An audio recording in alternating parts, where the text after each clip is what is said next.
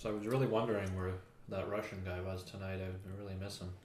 He'd really probably make the conversation good. Hopefully he didn't take the wrong turn on literally no idea Mulholland what you're Drive. talking about. It's not So the this correct comes drive. highly recommended. I was really interested in seeing what he had to say about the scene with the box. Espresso When she puts the key in and then a camera goes in, it's all Yeah, black. come on. And I was wondering, does that alter reality? Is that another dimension? What is this? Who this is? Who that? That boy? I wasn't sure. I'm really missing. It's one of our highest recommended. God, this is not happening. Of course. I really think he could have had a lot to say about the scene when the driving and the Silencio. Hey guys, welcome to episode 4 of Film Club. Today we're talking about 2001 David Lynch film Mulholland Drive, starring Naomi Watts. That was picked by Andre, who's here to my left. Andre. Nice to meet you. greetings, everyone. Greetings. So the film is a neo-noir surrealist drama, and I'm sure I could mesh many other genres in there as well. Very original film, very bizarre film. I'm interested to see what conversation it sparks tonight. But first, Andre, why did you pick the film?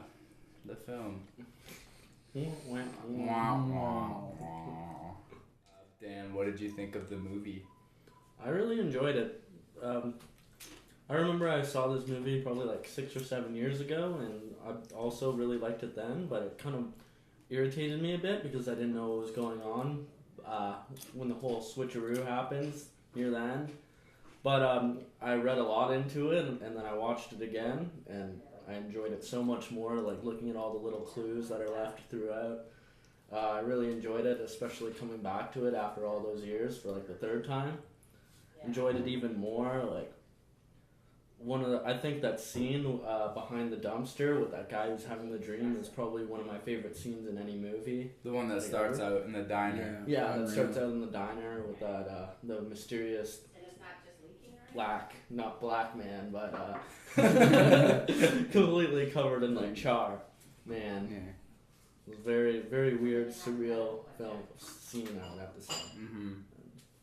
I had mixed emotions and reactions while watching it, but I tried to just let everything flow as I was watching it and kind of just be like, okay, I'm just trying to experience the film and not think about it too much while it was going on, knowing I could analyze it later.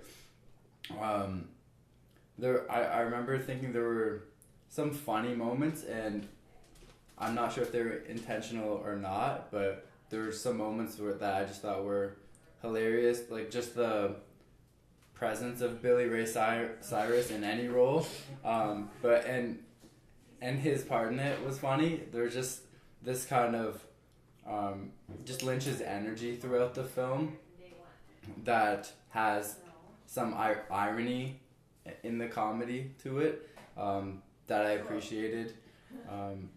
Also, I do like films that challenge me in a way in grasping the meaning of it, and this definitely was a challenge, but I think I guess my first takeaway, there's a couple takeaways, like one, I guess the presence of dreams, and then the tagline of the film being the city of something to do with in the city of dreams, and I think Lynch is trying to capture something about Hollywood. Lynch did that with some of the actors. Naomi Watts first playing Betty, the Canadian actress, and then Diane Selwyn, who was, in the earlier story, the girl who dies. Which one is the dream, which one isn't? Maybe they both are, maybe neither of them are. That's not really for me to say.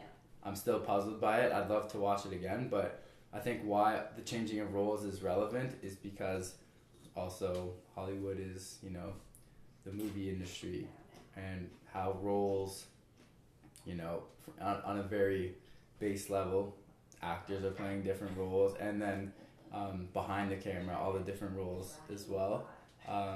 but I think it's just kind of interesting how Lynch exposes the almost like falseness of those roles, or the arbitrariness of them, at least.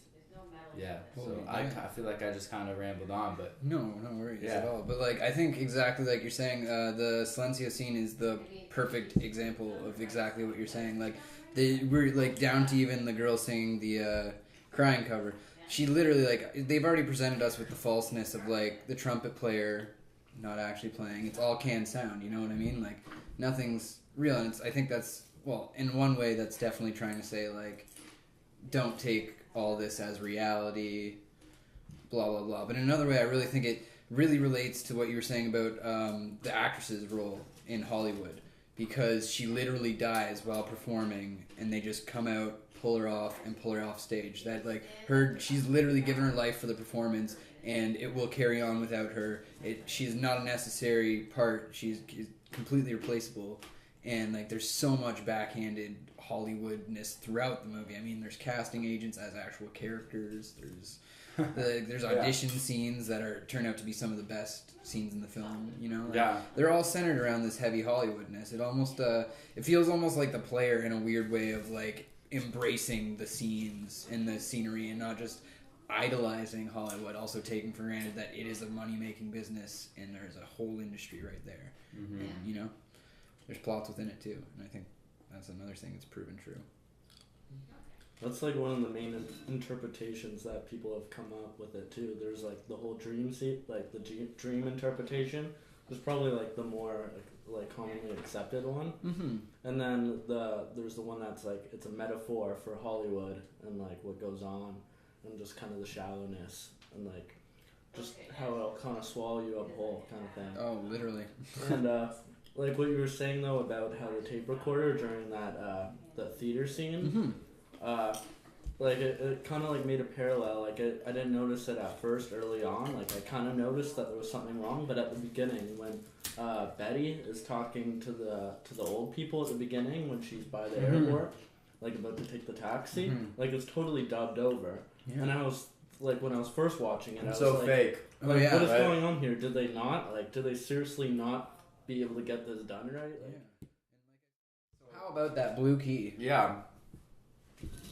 While watching it, you notice the recurrence of the blue key and the blue box, and you know, just being like, oh, does that mean something? What's that about? And actually, Darryl, we were talking about this before we started shooting here. There's actually a shot where after they open the blue box, it zooms in, and then the movie changes after that. But yeah, do you want to talk about that? Yeah, I don't know. It was just a huge like turning point for the entire story and your entire perception of what's come beforehand, you know. And in the beginning, I was referencing the fact that it reminded me a lot of these reoccurring shots that kept happening in Eraserhead. Because I watched the first half of it recently. It was really late and it was black and white and I just couldn't stay awake. It was I made it to the weird girl face stomping on the things on stage scene. That's about as far as I could make it. Haven't seen it. It's you can't spoil the movie. You can just spoil a moment in the movie. But I get it because there's no plot. There's plot, but that's the thing, you know, with Mulholland Drive, like it played this really noir-esque like plot, like we've kind of been critiquing that, but the second the blue box opens, it's a completely different world, and I know my girlfriend put it best by saying just it was Pandora's box opening. Like for whatever way you take it, that's the easiest thing, you know, like it's almost like the glow inside the light, or the light glow inside the suitcase. It's absolutely whatever you want it to be, and in a way you could take that as like this was what she wanted it to be, and the second it was open, the illusion was gone. Mm-hmm. So that was one of the big interpretations. Again, though, as you brought up earlier, the dream thing's a big one, that she's just full on in a dream. The box opens and Lynch is finally telling us what actually happened. I think it could be like a dream or illusion. Like it's all interchangeable. It is totally. Kind of way. It is, and it's all Lynch's imagination, so it's as interchangeable as he wants it to be. Oh, totally.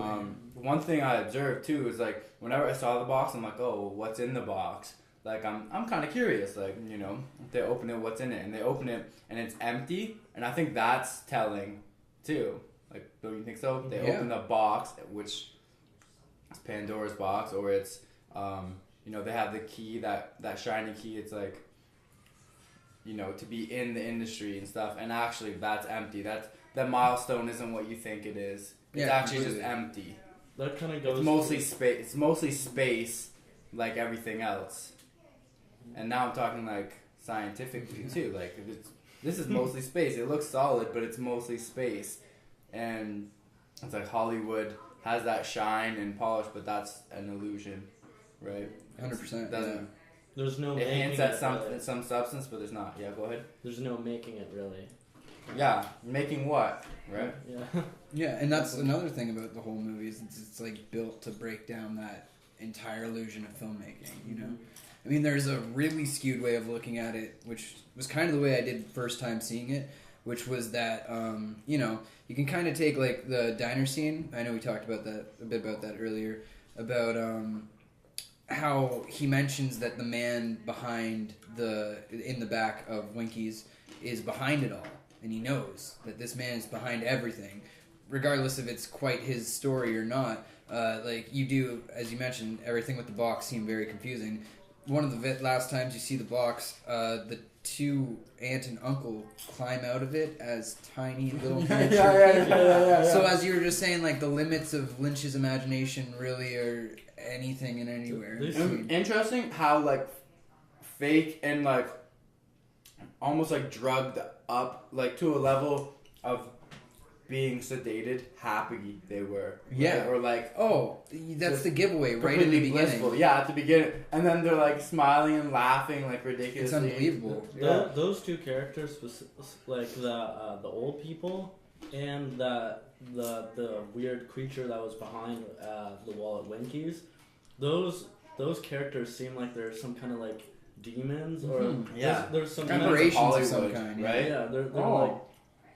Yeah, there's some kind of spiritual figures that like have some kind of knowledge about the situation. Like they're almost like the omnipotent. Omnipotent. Yeah, that is, and that's exactly what the guy's trying to say. Like he doesn't understand it, but he just knows. And then like the whole like I can see through walls or something. It's like the omnipotence. Like he's trying to contact him through dreams or whatever. If you're taking that for reality, and like it shows the power and ability that creature has within this world, whatever it is. And that was one of the original points I was going to say, bringing it all up, is like some view it as like Lynch is that creature just because it won't be explained, and all we know is he's in control. And those are the two things we know about Lynch. And he's a fucking monster. Literally. It would be awesome if he played that role. It would have.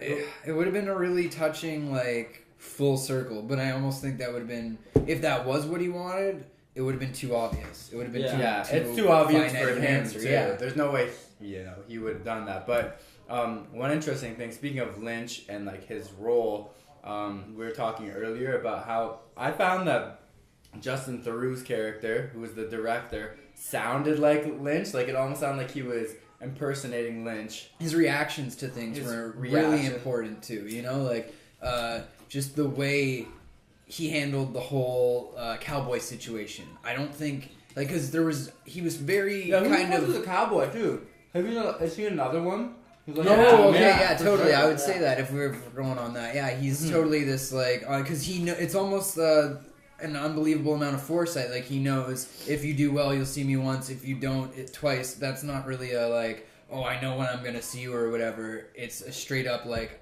that's just the rules. All up here, like he's anywhere and anywhere. Because the two places because if you do know, he appears twice. Yeah. After that, once he comes into the room where she's dead and says, honey, it's time to get up or something like that.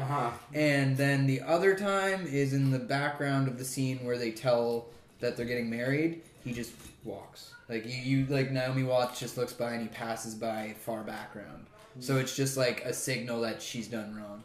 I do kind of like the dream interpretation. Things almost wow, ironic. Things almost Yeah. make more sense with the dream interpretation. Like, I feel like that's the way he really laid out the film, because there's the story of, like, once Mulholland Drive got the green light after all that year or whatever cogged up as a pilot that got let down, he finally got the green light and had no ideas.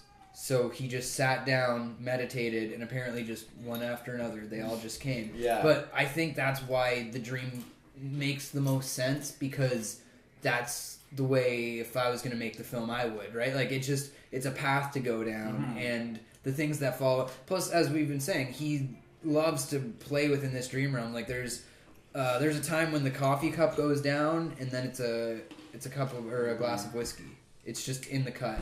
Just to kind of faux with your interpretation of the world. It's not intellectual, and in that way, it's almost more natural. And what I Yeah. mean by that is, like, it's cyclical. It's like nature. Like, there are seasons in nature, and, like, when he just lets go and lets his mind naturally do what it wants to, it has that rhythm, and it's like Hollywood. Everything's in cycles. The roles cycle. The names of the faces, like, they're still... Right, there's a different waitress, but there's still a waitress. Yeah. Right? And she has Betty's name, and Betty is now Diane. Right? Yeah. But it's like seasons change, but there's always, that one fixture, the role being played. I think that's the don't only know. way you could make Yeah. the movie too. Is it's very. I think you're saying like action reaction, right? Like Yeah. one's gonna cause the next, and like And just cycle like that. yeah, no, And it's like just- how Hollywood is a cycle too. And he's like tapped into that, I think. 100%. Like, this is the system. This is how, like, it works and stuff. And he has, like, these little muses or, like, fairies or demons or, like, spirits of Hollywood there, too. Kind of, like, I like that. joining the characters or the dreamers, right? The dreamers being, like, Betty. Oh my Right. gosh, the Dreamers! It's a double And entendre. she's a dreamer. She's like, she's come a here. literal dreamer. It's her dream. Oh, Yeah. okay. That She- was but she- epiphany on film, it's not. folks. It's like. Jeez. No, I know. We're having. It Yeah, right no, now. the It's dreamer, dark. because like I've been interpreting whenever everyone's saying this as like dream. She's literally in a dream, But she's like, following her dream, Yeah, right? following her dreams too. So it's a skewed, and that's the way Lynch would come at it, as a double entendre, as But- a metaphor. Like metaphor It's like and just like projection. how it's like he's like, Mhm. look, they actually are following a dream, and this is how they're doing it. That's his Mhm. interpretation. It's like a right? dream, but it's also like as if she's dreaming, but her aspirations and Yeah, that type of dream she's are projecting. projected into the dream. exactly. And that's a fun way to like pick apart the movie once you've seen it. And why wouldn't they? Yeah, be, because then though, the end right? makes a lot more sense. Yeah. The little things that carry over, the divorce, the breakup, the going for the same movie, but it's Yeah. different movies and it's in the past instead of going And then, forward. Like, yeah, it's using little bits and pieces of her old true life. Yeah, the dream theory makes sense. Even like the Jeez. mafia. So, guys, closing thoughts on David Lynch's Mulholland Drive. Dan? Yeah, great movie. We'll watch it again maybe in like a year or so. Yeah. Get back into it. I just love this kind of mini epiphany we've come to with how it's like her dreams and aspirations all rolled up into her dreams. Into a dream. A dream, and then it's the fabric of a dream. slowly unravels with all these different little hints and like characters that are all like involved on different levels of power within the dream and control, until eventually like the unhappy state in which she is as Diane Selwyn, like very very much a fan of like what you were saying before, the dark comedy within it. Like, have me dying at certain parts, like when he spits the coffee or the cappuccino, espresso. sorry. Shoots the guy through the Espresso. wall by accident, or the girl by the wall. Like, it just, the thing that like had me rolling was when like just that whole build up of the scene when he spits into the cup, and then everybody's going crazy, like as if it means the world that this guy didn't like the espresso, and then the guy eventually is just like, what the fuck is going on? This girl's not in my movie. Yeah, he loses it. Like, Yeah. So yeah, overall great movie. It's got me interested in wanting to see some of David Lynch's other films. I've seen Blue Velvet, and I love that too in a gotta different see way. it. So yeah, that's how I feel. yeah. Yeah. Well, you said it perfectly, man. You said a lot of what I was about to say anyway. So, I guess just to top it off, I would just say, like, this movie to me could, after viewing, be summed up in the Silencio scene. I think just everything we've talked about tonight in some way or another comes out in that scene, and I think it really is just a nice little microcosm for what he's really trying to convey in his art. So if you're going to maybe think about checking out the movie, maybe watch that scene first. It might just sell you. Just saying. But then again, why are you watching a review if you haven't seen it? Whatever. Especially Mulholland Drive, right? Yeah, pretty guys. much. Andre? Yeah. Yeah, I can't do an Andre impression. He talks too. I literally have no idea who this guy is. Please, I want to meet him. He's a nice guy. Maybe one day. Yeah, also loved it. Not that it was easy to love always. No. But at the end, it's still a movie I want to watch again. I was gonna say maybe I'll even watch it tonight, but probably not. I'm probably gonna watch something a little easier and straightforward. Yeah. But no, it was really cool, and not even just from a standpoint of understanding the film, but from experiencing it again, just from the whole experience that David Lynch is creating, and the things that it might make me realize about Hollywood, what he's trying to say, and that's kind of in a dream landscape. It's not in an intellectual way. It's not, you can only go so far with the intellectual part of it, the ego part of it, that doesn't realize that it itself is a role. And I want to watch it again, and not necessarily to come to a different conclusion about it, or I don't know if I'll ever conclude it. This thing, which is essentially what Lynch is saying about a cycle that doesn't have a conclusion, it just keeps on going and going. So yeah, great film, really cool. Awesome. Film club. It was great. Silencio. Silencio.